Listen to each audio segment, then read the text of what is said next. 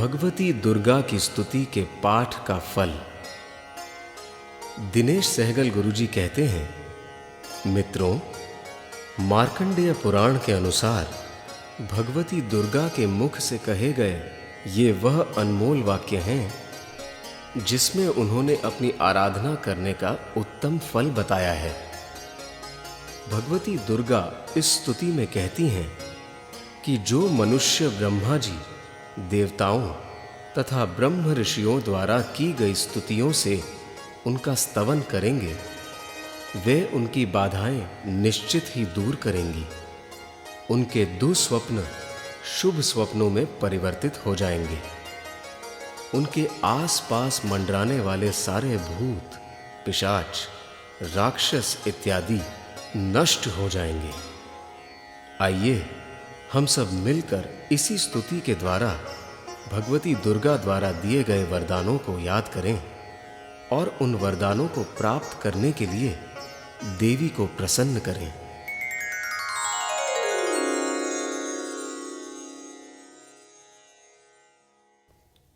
इस स्तुति का पाठ करते समय हमें इस प्रकार देवी का ध्यान करना चाहिए।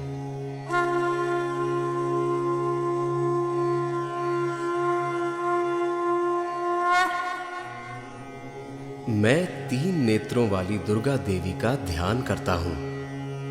उनके श्री अंगों की प्रभा बिजली के समान है।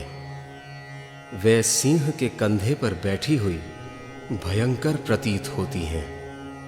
हाथों में तलवार और ढाल लिए अनेक कन्याएं उनकी सेवा में खड़ी हैं। वे अपने हाथों में चक्र, गदा, तलवार, ढाल, बाण, धनुष, पाश और तर्जनी मुद्रा धारण किए हुए हैं। उनका स्वरूप अग्निमय है तथा वे माथे पर चंद्रमा का मुकुट धारण करती हैं। देवी बोली, देवताओं, जो एकाग्र चित्त होकर प्रतिदिन इन स्तुतियों से मेरा स्तवन करेगा, उसकी सारी बाधा मैं निश्चय ही दूर कर दूंगी। जो मधु कैटभ का नाश, महिषासुर का वध तथा शुंभ निशुंभ के संहार के प्रसंग का पाठ करेंगे तथा अष्टमी, चतुर्दशी और नवमी को भी जो एकाग्र चित्त हो भक्ति पूर्वक मेरे उत्तम महात्म्य का श्रवण करेंगे, उन्हें कोई पाप नहीं छू सकेगा। उन पर पाप जनित आपत्तियां भी नहीं आएंगी। उनके घर में कभी दरिद्रता नहीं होगी तथा उनको कभी प्रेमीजनों के विछोह का कष्ट भी नहीं भोगना पड़ेगा। इतना ही नहीं, उन्हें शत्रु से, लुटेरों से, राजा से, शस्त्र से, अग्नि से तथा जल की राशि से भी कभी भय नहीं होगा। इसलिए सबको एकाग्र चित्त होकर भक्ति पूर्वक मेरे इस महात्म्य को सदा पढ़ना और सुनना चाहिए। ये परम कल्याणकारक है। मेरा महात्म्य महामारी जनित समस्त उपद्रवों तथा आध्यात्मिक आदि तीनों प्रकार के उत्पातों को शांत करने वाला है। मेरे जिस मंदिर में प्रतिदिन विधि पूर्वक मेरे इस महात्म्य का पाठ किया जाता है, उस स्थान को मैं कभी नहीं छोड़ती। वहां सदा ही मेरा सन्निधान बना रहता है। बलिदान, पूजा, होम तथा महोत्सव के अवसरों पर मेरे इस चरित्र का पूरा पाठ और श्रवण करना चाहिए। ऐसा करने पर मनुष्य विधि को जानकर या बिना जाने भी मेरे लिए जो बलि, पूजा या होम आदि करेगा, उसे मैं बड़ी प्रसन्नता के साथ ग्रहण करूंगी।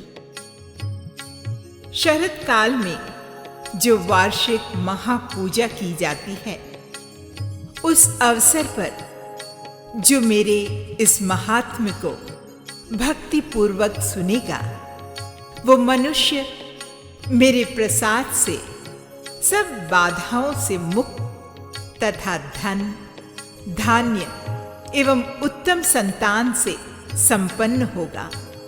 इसमें तनिक भी संदेह नहीं है। मेरे इस महात्म्य, मेरे प्रादुर्भाव की सुंदर कथाएं तथा युद्ध में किए हुए मेरे पराक्रम सुनने से मनुष्य निर्भय हो जाता है। मेरे महात्म्य का श्रवण करने वाले पुरुषों के शत्रु नष्ट हो जाते हैं, उन्हें कल्याण की प्राप्ति होती है तथा उनका कुल आनंदित रहता है। सर्वत्र शांति कर्म में बुरे स्वप्न दिखाई देने पर तथा ग्रह जनित भयंकर पीड़ा उपस्थित होने पर मेरा महात्म्य श्रवण करना चाहिए।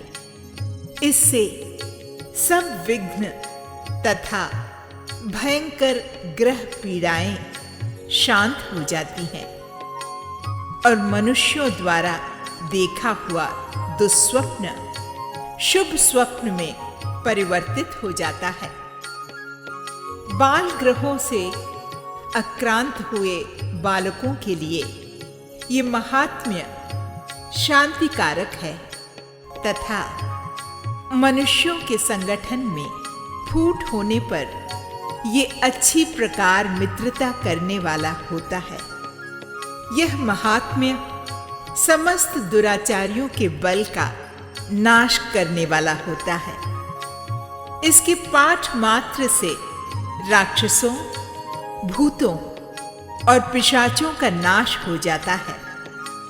मेरा यह सब महात्म्य मेरे समीप की प्राप्ति करने वाला है।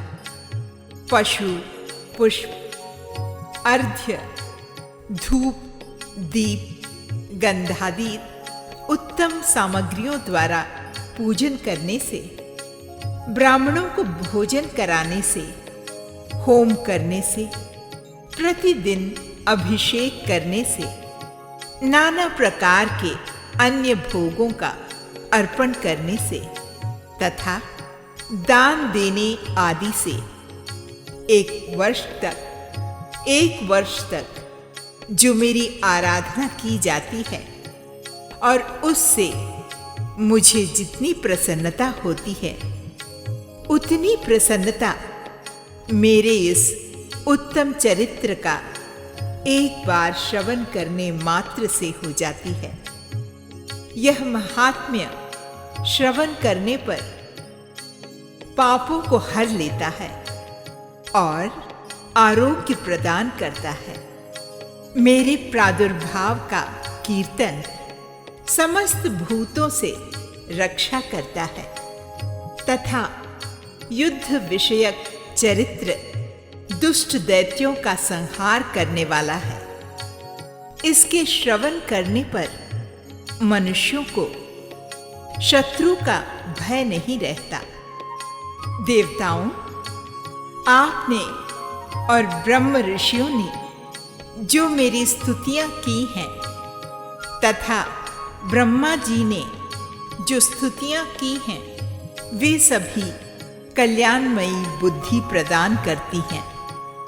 वन में, सूने मार्ग में अथवा दावानल से घिर जाने पर, निर्जन स्थान में, लुटेरों के दाव में पड़ जाने पर या शत्रुओं से पकड़े जाने पर अथवा जंगल में सिंह, व्याघ्र या जंगली हाथियों के पीछा करने पर कुपित राजा के आदेश से वध या बंधन के स्थान में ले जाए जाने पर अथवा महासागर में नाव पर बैठने के बाद भारी तूफान से नाव के डगमग होने पर और अत्यंत भयंकर युद्ध में शस्त्रों का प्रहार होने पर अथवा वेदना से पीड़ित होने पर किंबहुना सभी भयानक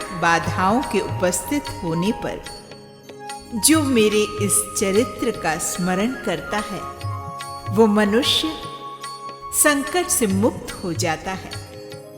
मेरे प्रभाव से सिंह आदि हिंसक जंतु नष्ट हो जाते हैं तथा लुटेरे और शत्रु भी मेरे चरित्र का स्मरण करने वाले पुरुष से दूर भागते हैं।